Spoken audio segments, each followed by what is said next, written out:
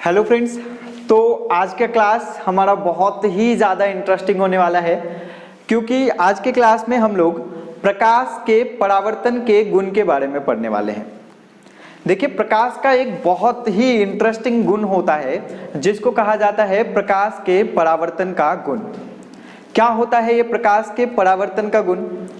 आपने कभी भी दीवार पे बॉल जरूर फेंका होगा।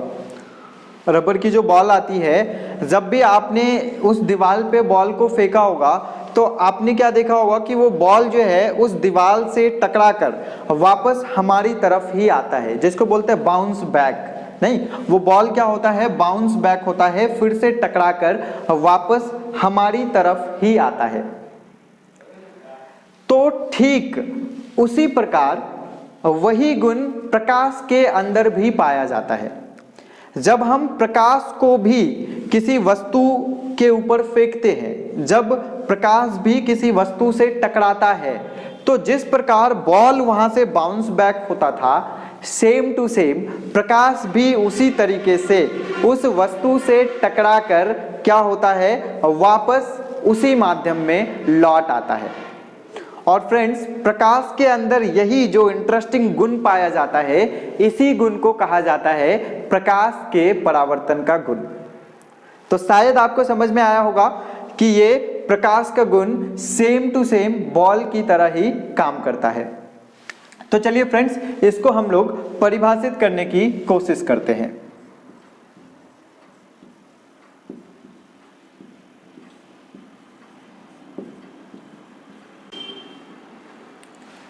तो चलिए फ्रेंड्स, देखिए तो हमने क्या लिखा है प्रकाश के परावर्तन को, कि प्रकाश का किसी वस्तु से टकराकर वापस उसी माध्यम में लौट जाना। मतलब जिधर से, जिस माध्यम से आपने प्रकाश को फेंका था, जिस माध्यम से प्रकाश निकला था, अगर वो उस वस्तु से टकराकर वापस इसी माध्यम में लौट आता है तो इसी को क्या कहा जाता है, प्रकाश का परावर्तन कहा जाता है। क्या ये सिर्फ परिभाषा के लिए है या फिर ऐसा सच में होता है? तो फ्रेंड्स, ऐसा सच में होता है। प्रकाश किसी भी वस्तु से टकराकर वापस उसी तरफ लौट सकता है। एग्जाम्पल से समझिए, अभी जो आप मुझे देख पा रहे हैं वो प्रकाश के परावर्तन के कारण ही देख पा रहे हैं। ये चारों तरफ से जो प्रकाश मुझसे टकरा रही है और टकराने के बाद वापस कैमरा की तरफ जा रही है, इस वजह से ही आप मुझे देख पा रहे हैं। अगर हम प्रकाश को परावर्तित नहीं कर पाते, अगर प्रकाश मुझसे टकराने के बाद वापस आपकी तरफ नहीं जाता, तो आप मुझे अभी नहीं देख पाते। तो फ्रेंड्स, आपको समझ में आ गया होगा कि प्रकाश का परावर्तन क्या है। अब अगर इसके बारे में थोड़ा डिटेल में सोचने की कोशिश करें तो फ्रेंड्स, अलग अलग तरह की वस्तु होती है और उससे प्रकाश का परावर्तन अलग अलग तरीके का हो सकता है। जैसे समझिए फ्रेंड्स, अगर मेरे पास कोई चिकना सतह है, चिकना सतह समझते हैं ना, जो बहुत ज्यादा चिकना हो, पॉलिश किया हुआ हो, ठीक है। तो अगर ये चिकना सतह है तो परावर्तन जो है यहाँ पे बहुत अच्छा होगा। मतलब कि जब भी हम प्रकाश को यहाँ से इस वस्तु पे भेजेंगे तो बहुत अच्छे तरीके से प्रकाश, जितना प्रकाश गया था उसमें से कुछ ही प्रकाश को ये अवशोषित करेगा, जबकि सभी के सभी प्रकाश को ये क्या कर देगा, वापस फेंक देगा। मतलब यहाँ पे चिकने सतह पे प्रकाश का परावर्तन अच्छे ढंग से होता है, सभी प्रकाश वापस लौट पाता है। वहीं अगर आप कोई रफ सरफेस ले लेते हैं, मतलब थोड़ा खुरदरा सतह ले लेते हैं, तो आपको क्या देखने को मिलेगा कि परावर्तन तो यहाँ पर भी होगा, बट उस लेवल से परावर्तन नहीं होगा। मेरे कहने का मतलब है कि इस बार अगर जो प्रकाश इस वस्तु से टकराया था उतना ही प्रकाश वापस परावर्तित नहीं होगा। ये सतह जो है ये ज्यादा से ज्यादा प्रकाश को क्या करेगा, अवशोषित करेगा। मतलब परावर्तन यहाँ भी हो रहा है, बट ज्यादातर प्रकाश यहाँ पे क्या हो जा रहे हैं, अवशोषित हो जा रहे हैं। तो यहां से आपको एक बात समझ में आया होगा कि प्रकाश जो है ज्यादा चिकने सतह पे परावर्तन को अच्छे तरीके से कर पाता है, और वहीं अगर सतह थोड़ा रफ होता है, गंदा होता है, खुरदरा होता है, तो प्रकाश का परावर्तन उस लेवल से नहीं हो पाता है, उतना अच्छा परावर्तन नहीं हो पाता है। तो क्यों ना इस बात को भी हम लोग लिखते हैं।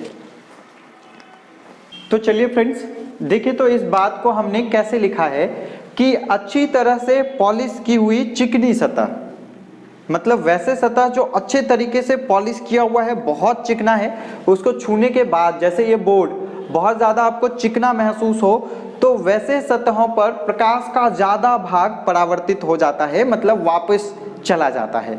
जबकि खुरदरे सतह पर, खुरदरे सतह समझ पा रहे हैं ना, रफ सरफेस, जैसे आपका दीवार जो होता है वो रफ होता है। इसके अलावा आप जितना भी सतह देखते हैं अपने आसपास, वो कहीं ना कहीं क्या होता है, वो रफ ही होता है, खुरदरा ही होता है। तो खुरदरे सतह पर कुछ भाग अवशोषित हो जाता है, ऐसा नहीं है कि वहां पे परावर्तन नहीं होता है, एवं कुछ भाग परावर्तित कर दिया जाता है। तो शायद आप इस बात को समझ पाए होंगे। अब आगे क्या सवाल आ रहा है मेरे पास कि अच्छा मुझे ये बताइए कि सबसे अच्छा, सबसे बेस्ट जिसको कह सकते हैं, वो कौन सा सतह है जो प्रकाश को एकदम पूरे तरीके से परावर्तित कर देता होगा, मतलब जिस पे अगर प्रकाश पड़ता होगा तो उसके सभी जो भाग हैं, सारे प्रकाश जो है वो क्या हो जाते होंगे, परावर्तित हो जाते होंगे। तो फ्रेंड्स आपने ऐसा सतह देखा है, आपके घर में जो दर्पण होता है जिसमें आप अपना चेहरा देखते हैं, वो दर्पण एक बहुत ही अच्छा परावर्तक कहलाता है। परावर्तक कहने का मतलब कि वो लगभग के लगभग सभी भाग को क्या कर देता है, परावर्तित कर देता है। इसी वजह से दर्पण बहुत अच्छा परावर्तक कहलाता है।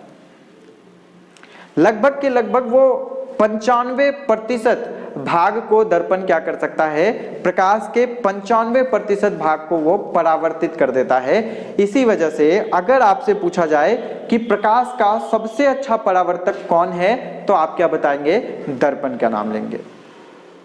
तो चलिए इस बात को भी हम लोग लिख लेते हैं। तो चलिए फ्रेंड्स अब हम क्या समझ रहे हैं कि ये दर्पण जो है वो प्रकाश का सबसे अच्छा परावर्तक होता है। क्यों अच्छा परावर्तक होता है?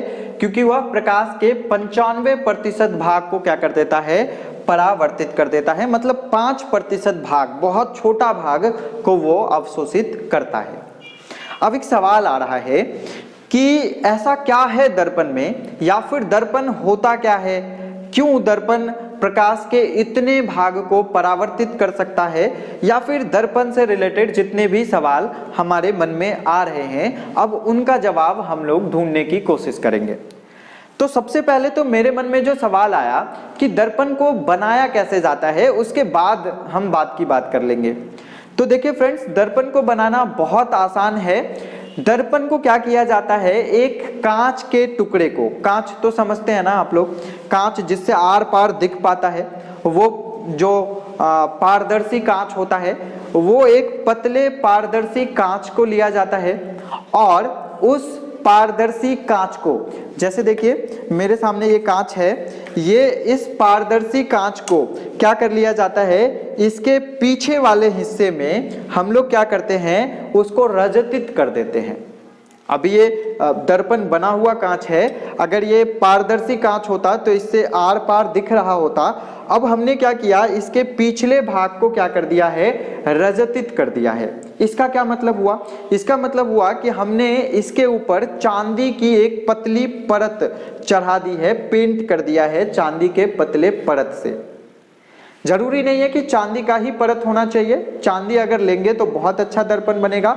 इसके अलावा हम लोग और भी धातु जैसे एल्युमिनियम वगैरह का भी क्या कर सकते हैं, इसके पीछे वाले भाग पे क्या कर सकते हैं, पेंट चढ़ा सकते हैं। उसी को क्या कहा जाता है, रजतित करना, मतलब सिल्वर्ड कर देना।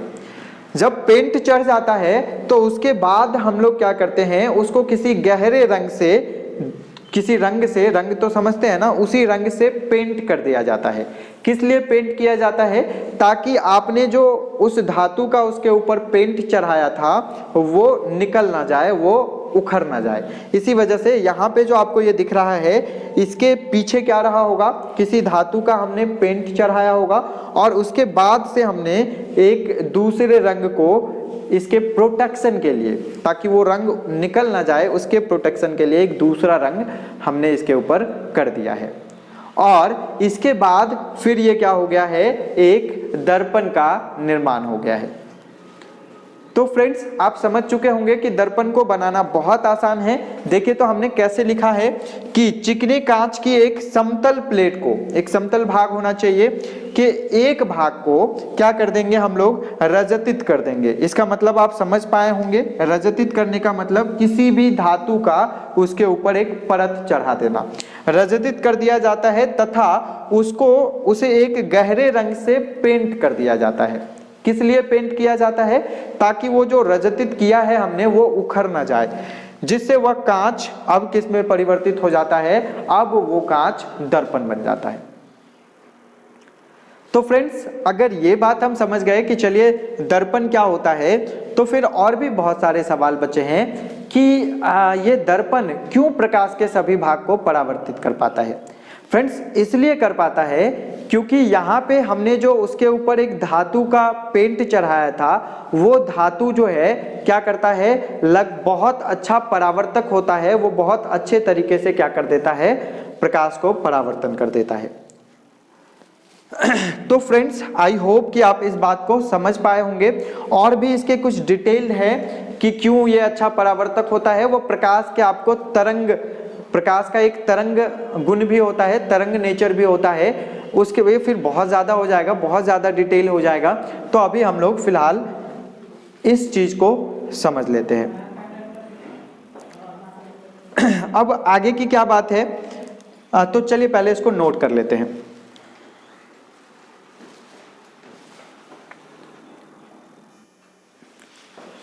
तो फ्रेंड्स, अब हम लोग समझ चुके हैं कि प्रकाश का परावर्तन क्या होता है, प्रकाश कहाँ पे ज्यादा परावर्तित होता है और कहाँ पे कम परावर्तित होता है।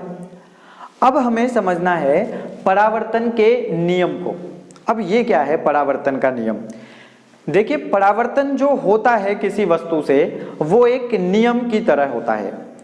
जब प्रकाश के इस गुण के ऊपर ज्यादा रिसर्च किया गया, ज्यादा गहराई से समझा गया कि प्रकाश किस प्रकार परावर्तित कर पाता है, तो हमने क्या पाया कि प्रकाश का जो परावर्तन होता है वो एक नियम के तहत होता है। ऐसा नहीं कि प्रकाश किसी वस्तु से टकराया और जैसा उसका मन किया वैसे ही वो परावर्तित कर गया, ऐसा नहीं होता है। तो फ्रेंड्स, हम आपको समझाते हैं, फिर ज़्यादा बेहतर ढंग से आप इसको समझ पाएंगे। तो अभी हमें हेडिंग डालना है प्रकाश के परावर्तन के नियम।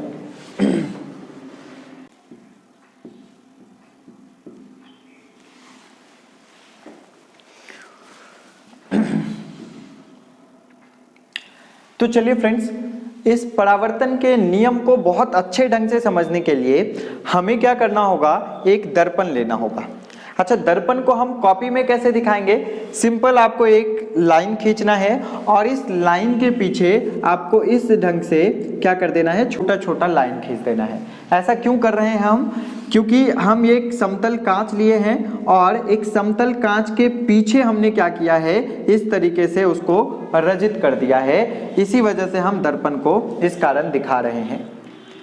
अब क्या करना है, इस दर्पण पर आपको एक प्रकाश किरण इस प्रकार से डालना है। लेजर आपने देखा होगा, मैं आपको ये एक्सपेरिमेंट करके दिखाऊंगा कि अगर हम इस दर्पण पे क्या करते हैं, इस तरीके से प्रकाश के किरण को डालते हैं, तो ये प्रकाश इधर से यहाँ दर्पण की तरफ आपतित हो रहा है, दर्पण के ऊपर पड़ रहा है। इस वजह से इस किरण को हम लोग क्या कह सकते हैं, आपतित किरण कह सकते हैं।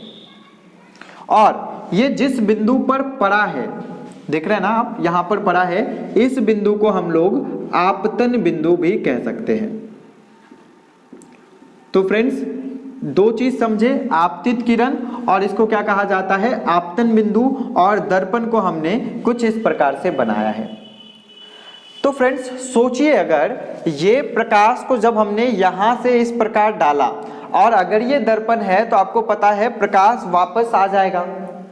पर ये प्रकाश जो वापस आएगा वो किस प्रकार आएगा? क्या ये प्रकाश इस ढंग से वापस आ जाएगा, या इस ढंग से वापस आएगा, या फिर इस ढंग से वापस आएगा? ये इतने सारे केसेस हो सकते हैं ना फ्रेंड्स। मैंने कहा था, सिंपल आपको कहा था कि प्रकाश जब किसी वस्तु से टकराता है और टकरा के वापस आ जाता है तो उसको प्रकाश के परावर्तन कहा जाता है। तो अब सवाल आ रहा है कि वो परावर्तित किस ओर होगा, इधर की ओर, इधर की ओर, या इधर की ओर? तो फ्रेंड्स यही बात हमको यहाँ पे समझना है कि प्रकाश का परावर्तन जो होता है वो एक नियम के तहत होता है। वो क्या है नियम? वो नियम ये है कि प्रकाश जो यहाँ से परावर्तित होगा वो जिस दिशा से आया था उसके ठीक विपरीत दिशा में ही परावर्तित होगा। क्या कहा मैंने? इसके ठीक इस तरीके से विपरीत दिशा में ही परावर्तित होगा। फिर हम इसको लिख के कैसे बताएंगे, हम कॉपी में कैसे बताएंगे, एग्जाम्स में कैसे बताएंगे? तो देखिए, इस बात को समझने के लिए हमें क्या करना होगा, यहां पर एक लंब खींचना होगा। क्या खींचना होगा? लंब खींचना होगा। अब आप सोच रहे होंगे लंब किसको कहते हैं? फ्रेंड्स, हम किसी भी एक रेखा पे, मान लिया जाए ये एक रेखा है, इस रेखा पे जब एक बिल्कुल 90 डिग्री पे दूसरा रेखा खींचते हैं, इसी को क्या कहा जाता है? लंब कहा जाता है। एकदम दोनों क्या होना चाहिए? सीधा होना चाहिए। तो ये क्या कहलाएगा? लंब कहलाएगा। जरूरी नहीं है कि ऐसा ही हो। अगर मान लिया जाए मेरे पास ऐसा कोई सतह है, इस पे लंब खींचना हो तो इस पे भी आपको क्या करना होगा? एक सीधा रेखा खींचना होगा। इसी को हम लोग क्या कहेंगे?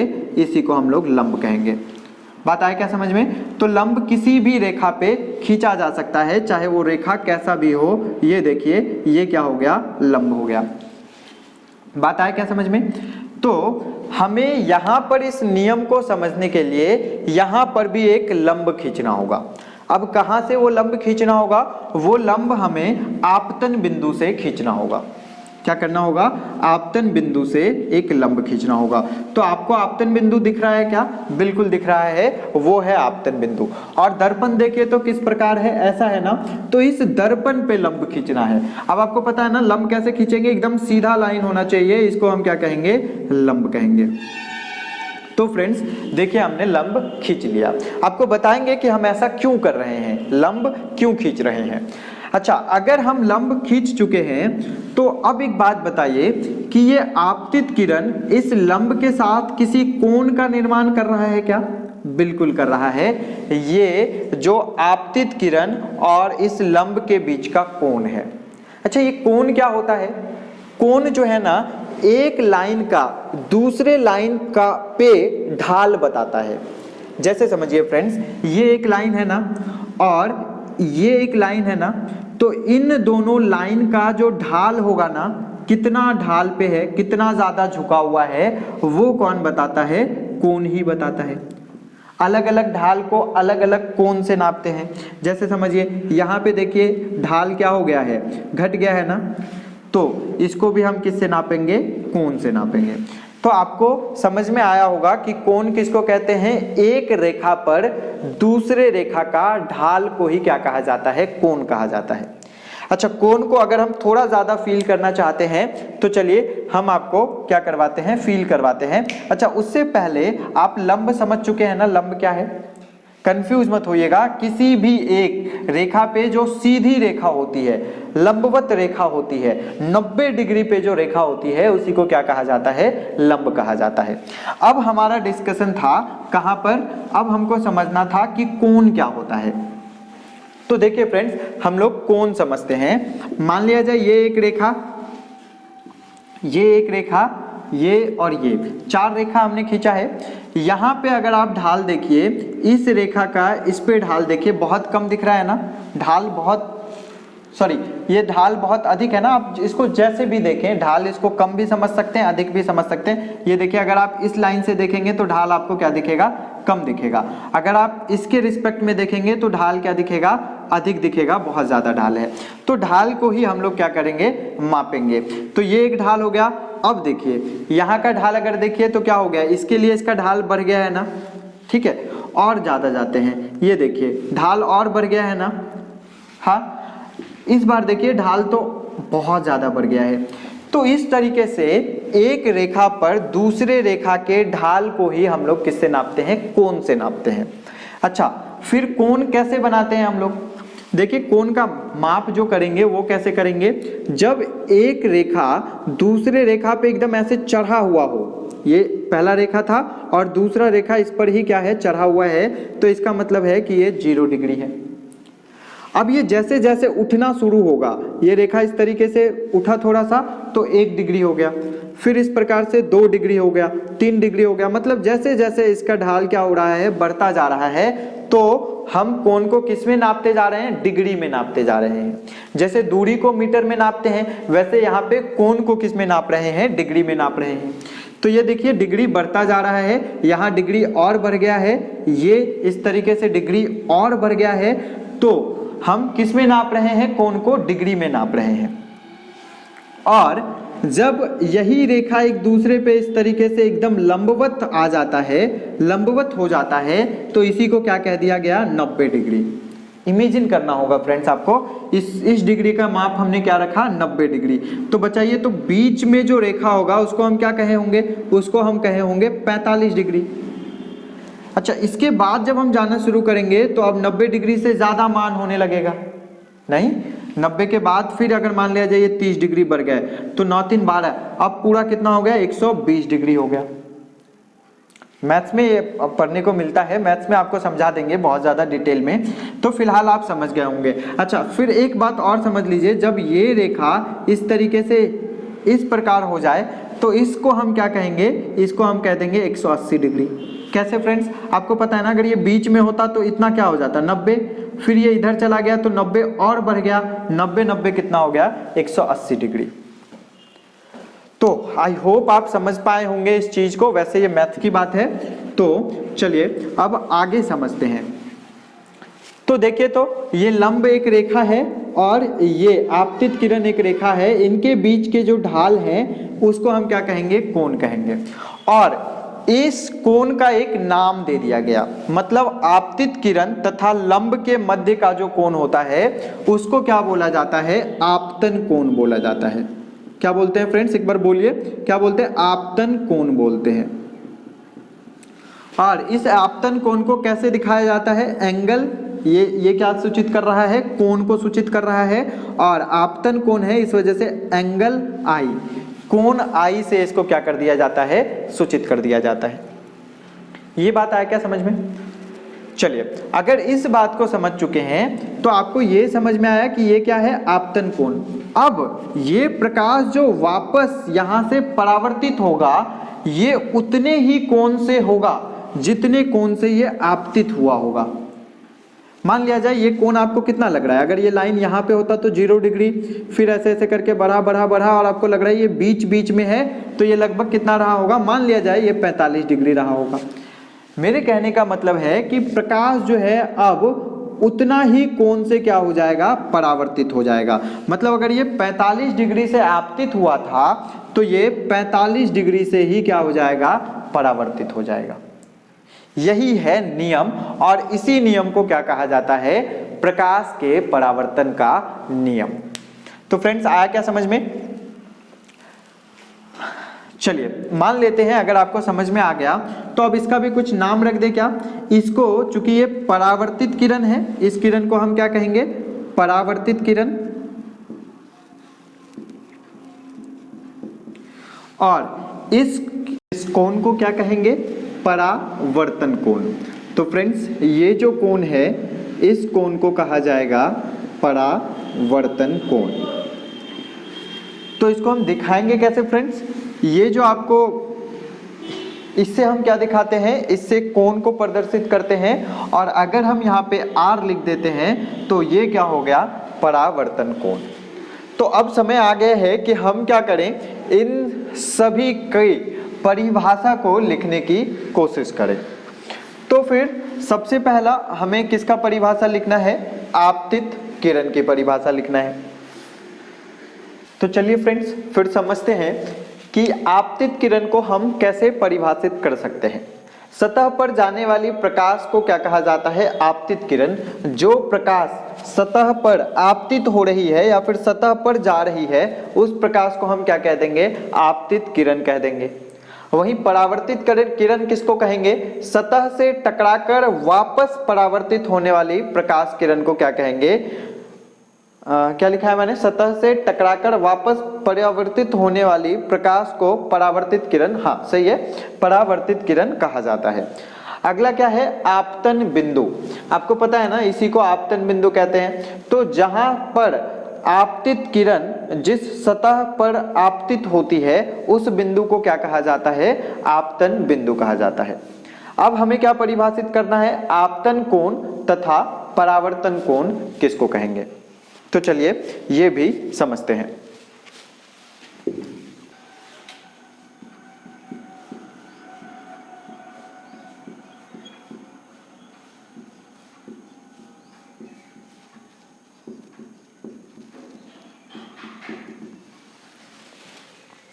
तो चलिए फ्रेंड्स, हम लोग समझते हैं आपतन कोण को कैसे परिभाषित करेंगे।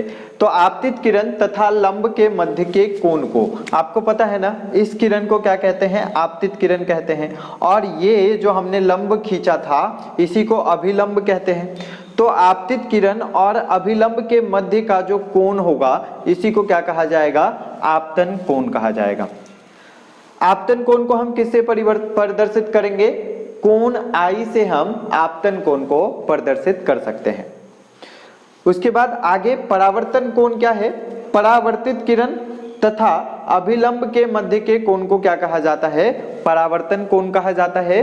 और इसे हम किससे सूचित करते हैं? कोण R से सूचित करते हैं। तो फ्रेंड्स, हम लोग थे कहाँ? हम लोग समझना चाह रहे थे प्रकाश के परावर्तन के नियम को, और फिर परावर्तन के नियम को समझने के लिए हमें ये सब कुछ समझना पड़ा। तो फाइनली प्रकाश के परावर्तन का नियम क्या था, इस पर ध्यान देते हैं कि आपतन कोण जो है हमेशा किसके बराबर होगा? परावर्तन कोण के बराबर होगा। ये था परावर्तन का नियम। मतलब मैं ये कहना चाह रहा हूं कि अगर प्रकाश किसी बिंदु पर आपतित होता है तो वो अभिलंब के साथ कुछ कोण बनाता है। अभी 45 डिग्री बना रहा है, कभी 30 डिग्री बनाएगा, 60 डिग्री बनाएगा। जो भी कोण बनाएगा उसी समान कोण से किसके साथ? अभिलंब के साथ वो क्या हो जाएगा? परावर्तित हो जाएगा। यही है प्रकाश के परावर्तन का नियम। तो क्या हम लोग परावर्तन के नियम में कुछ ऐसा लिख सकते हैं कि प्रकाश के परावर्तन के नियम के अनुसार क्या होगा? आपतन कोण सदैव किसके बराबर होगा? परावर्तन कोण के बराबर होगा। लिख सकते हैं ना? तो चलिए अब हम लोग प्रकाश के परावर्तन के नियम को लिखते हैं।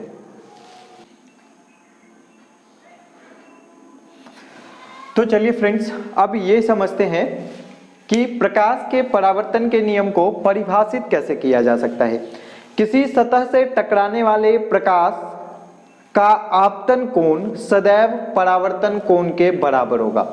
क्या इस बात को ऐसे नहीं लिखा जा सकता है कि कोई भी प्रकाश यदि किसी सतह से टकराता है तो उसका आपतन कोण हमेशा क्या होगा? परावर्तन कोण के बराबर होगा। बार बार इस बात पे नहीं डिस्कशन करते हैं, आप समझ गए होंगे शायद कि आपतन कोण परावर्तन कोण के बराबर होगा।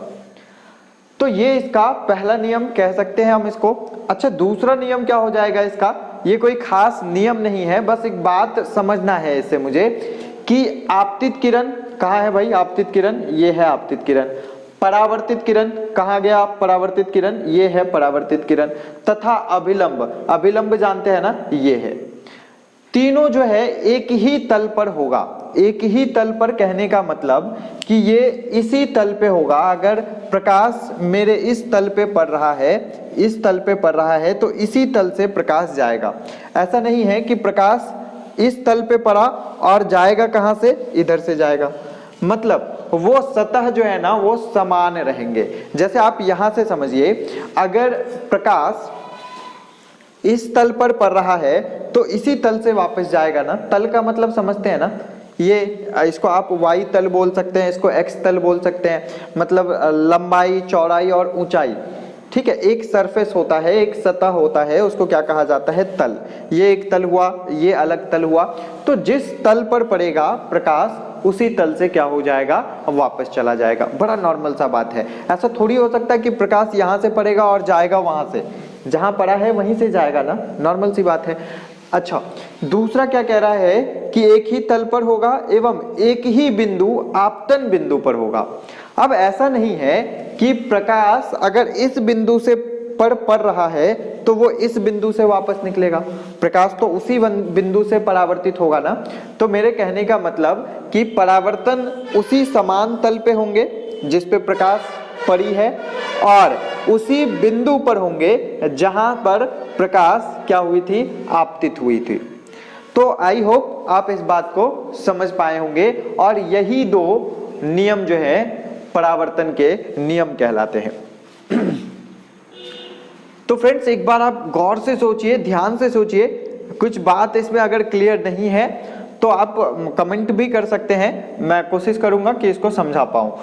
ओके, अब एक बात जो मेरे मन में है कि आप ये अभिलंब क्यों बनाए थे यहाँ पे, ये जो अभिलंब था इसका क्या कारण था, ये भी कोई किरण है क्या? नहीं फ्रेंड्स, किरण तो यही आपतित किरण है और ये परावर्तित किरण है। अभिलंब तो हमने कोण को नापने के लिए लिया था, क्योंकि कोण जो है वो हमेशा आपको पता है दो रेखा के बीच में ही हम लोग नाप सकते थे, और जब हमने किरण को आपतित किया था तो हमारे पास मात्र एक ही रेखा था। तो दूसरी रेखा के लिए हमें क्या बनाना पड़ा, अपने मन से एक काल्पनिक रेखा बनाना पड़ा और उसको हमने जानबूझकर क्या रखा, लंब रखा, ताकि हम क्या कर पाएं, आपतित किरण से भी उस कोण को नाप पाएं और परावर्तित किरण से भी कोण को नाप पाएं। तो कुछ लोग गलती करते हैं कि इसको किरण मान लेते हैं, ये किरण नहीं है, ये एक काल्पनिक रेखा है।